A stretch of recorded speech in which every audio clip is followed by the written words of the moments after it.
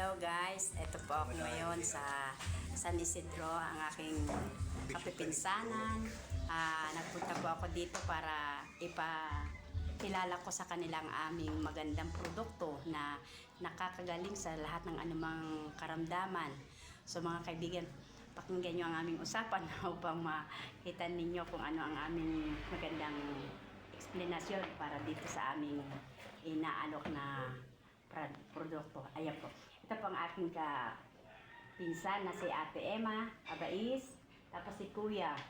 Kuya ano naman? Kuya Efren Abais. Yan po. Yan ang mga pinsan ko po yan sa aking ina. So guys, pakinggan nyo na lang po kung ano po ang aming pag-uusapan. Ate! Aray ko. Ito na. Ayan. Okay na yan ano. Ate, pumunta po ako dito para... Ano ba na? Pumunta pa ako rito sa inyo kasi nabalitaan ko na kayong araw po ay may nararamdaman na medyo may diabetes kayo. Tapos si Kuya, ano nang nararamdaman? Labingi, tapos mahina ng mata. Mahina ng mata. Ito po yan, makukuha. Hindi ko wala nga nadadago. Hindi nyo na. Yun po mga kaibigan ang kanyang nararamdaman. Ang kuya ko is mahina raw ang kanyang pandinig. Ang ate ko naman daw ay may diabetic na siya. Pares ka mo ni ate. Ate, hindi nagpupas ako ay nakapirang kahon na. Kasi naganda daw po ang kama. Si kuya, yung gout niya, may yung gout yung dadarakulan ng sa ni Kuya Nonoy. May mga tubo-tubo na diging pag bukol-bukol siya po. Nawawala po nito ang mga bukol-bukol sa katawan natin. Yung may breast cancer, yung may mga bukol sa katawan, natutunaw po nito ng aming berry barley. Ang berry barley po kasi maganda po talaga sa ating katawan, lalo na ang barley grass. Ngayon po ang kagandahan naman po ng aming produkto, instead na may barley lang po siya, sinamahan po namin siya ng berry barley. So kaya tawag sa amin ay berry barley. So ito naman po talaga ay premium organic po talaga. So wala kang problemahin kasi ito nga po ay puro. Kumbaga sa ay hindi ka po mahihirapan magbubuhat. Ito lang po ay isang juice na itinitimpla po natin sa tubig. Yung po sa mga yung mga sa mga yung severe na, mas maganda pong gamitin ito. Ang mga severe na po, katulad niya yung mga nagda-dialysis. Kaya may mga nagda-dialysis, nagkikemo, na may mga sakit sa kidney. Yan, okay na okay po itong gamitin. Kasi wala po itong ikakakaban ninyo dahil ito po ay talaga pong purong herbal lang po. Hindi po ito pwedeng atakutan na baka may mga side effect. Wala po kasi ito po ay talagang pinurong pure na lang po ito. Organic barley lang po ang gamit nito. So, ang gamit lang po namin ito naman po kung sino mga hilig sa kape naman po mahilig kayo, pwede po itong gamitin, wala po itong overdose, Ate Emma. Masanay ako sa Emma eh. Ay, magkayong kalat na naman tayo. Ito pong kaping ito, ang kagandahan naman po nito, pwede po ito sa may mga ngasim na sikmura. Yes po. Tapos itong masasakit ang tuhod, yung mga kasukasuan, siya po ito, pwede po kagamitan din po ito.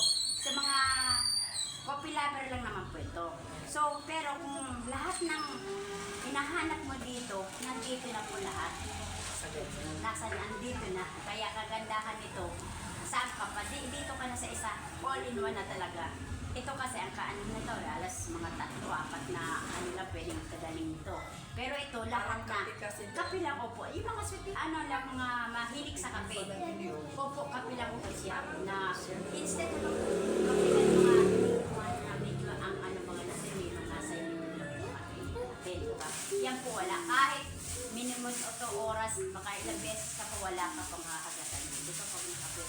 Nervous ang pinapaganda. Iyan po ang kagandahan nito, Ate Lerma. So, ang paggagamit naman po nito, Ate Lerma, kung sa 250 ml na tubig. Yan. 250 ml. 250 ano. Tubig. Yung sa tubig. So, tubig na ang... pasok. Hindi po, yung pang Wilpin. Hindi na may Wilpin ka? Yung parang binibili. Opo, nasa maliit. O, yan yung Wilpin na Oo, tubig yung na maliit lang. Maliit yan, ganyan. Tapos, maano mo siya, di ba ang laman ng 355 yata yun? Hindi ako nakakadalang sample ay.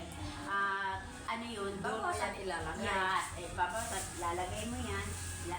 Isi-shake mo siya. Ano, uubusin ito? Hindi Opo, ba? ang ubos. Sa isang 250 ml, ubos yan. Ubusin mo ito. Isang inom mo lang yun. Hindi po. Isang umaga, isang gabi. Kaya matipid naman po.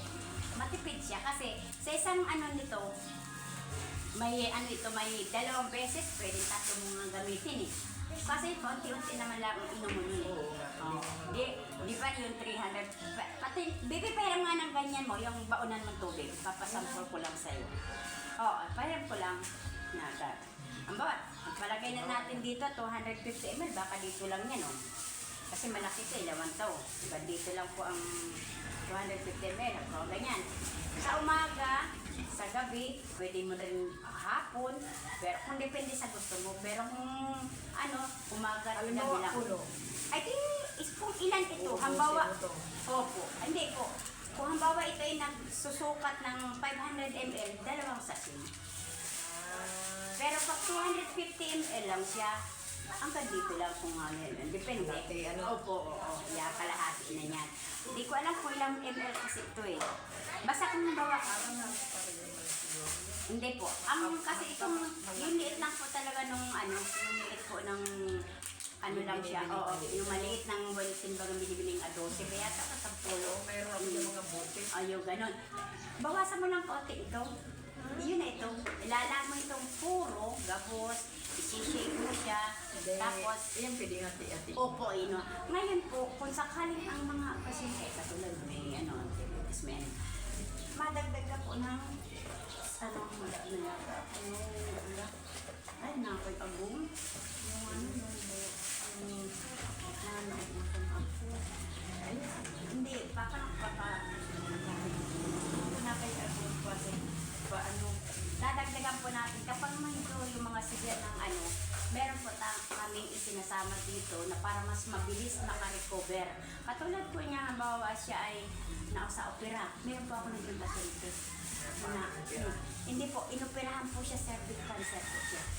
Naoperahan na siya, naalisan na siya ng ano sa So ngayon, kailangan ano siya na ma-recover at bagong opera.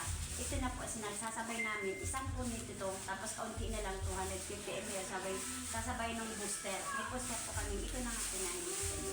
Yung booster na, kasama mo din po siya sa ano, tapos sa santik.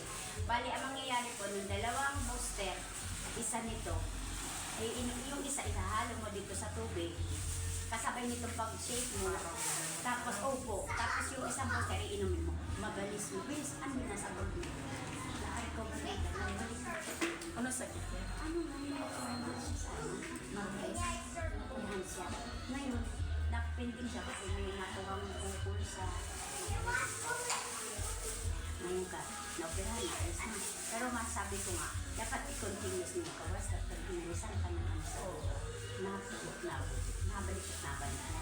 Diba? Yan talaga nito, continue. Continuous. Ewan ko kung ano. Pinapupunta ko, nakabalik na ako sa mga sabi ko ba, dapat pinapaunan niya. May pera man siya. Oo, nasa barko siya. Ano siya, ang trabaho pala noon ay nasa barko. Ewan, yung ano ko lang naman ang hindi ko, ano, sabi mo, pagbalik daw niya, pag-uwi daw niya, para sila nasa hindi nakakuha siya. Yun ang sabi niya sa akin. Sa akin, meron din yata yan. Opo, meron. Kung pwede kang ako magpadala nito, pwede. Kaya lang, mahal ang 250. Kung bawa, galing dito sa Pilipinas, papadala natin. Kaya si Hanilin, kapag bumalik. Oy, hay na. Dito ka. Hihingal ako eh. Dito ka na. Ayan. Ayan. Hindi na tayo mo lang. Diyan na lang, diyan na lang. Dito ka. May Ayan na. Kuday ka na.